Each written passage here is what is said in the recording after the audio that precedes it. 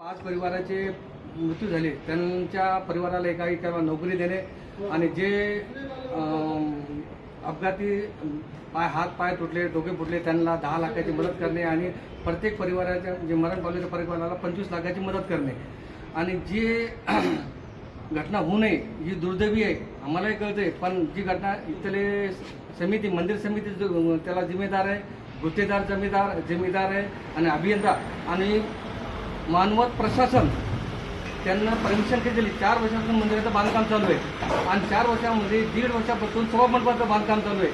सभामंडपाचं मंडप वानेर येऊन कसं काय पडते हेच कळणं आणि तिथले ते स्वामी सरेंद्र केदार महाराज म्हणतात की ही सगळी जमीनदारी ज्या राजस्थानला जे गुत्ते दिलेले आहे त्या गुत्तेदारांना सांगितलं की मंदिरात प्रवेश मला सांगा जेव्हा बांधकामात आज तुळजापूरचं मंदिर आहे, त्या तुळजापूरचं मंदिर बांधकाम चालू असताना मंदिराचा प्रवेश बंद होता. त्याच्यानंतर भीमाशंकरचं मंदिर आहे, तिथं बी प्रवेश मंदिरात बांधकाम चालू असताना सर्वांना प्रवेश बंद होता. इथंच प्रवेश कसा काय ते चैतन्य महाराज म्हणतात की आम्हाला त्या गुत्तेदारांना सांगितलं की या मंदिरामध्ये प्रवेश, पण मला सांगा सभा मंडपाचं बांधकाम चालू आहे तर तिथं प्रवेश द्यायचाच नाही, बाहेर पायरीला प्रवेश द्यायचा नाही तर लोक कसं दर्शन करतील.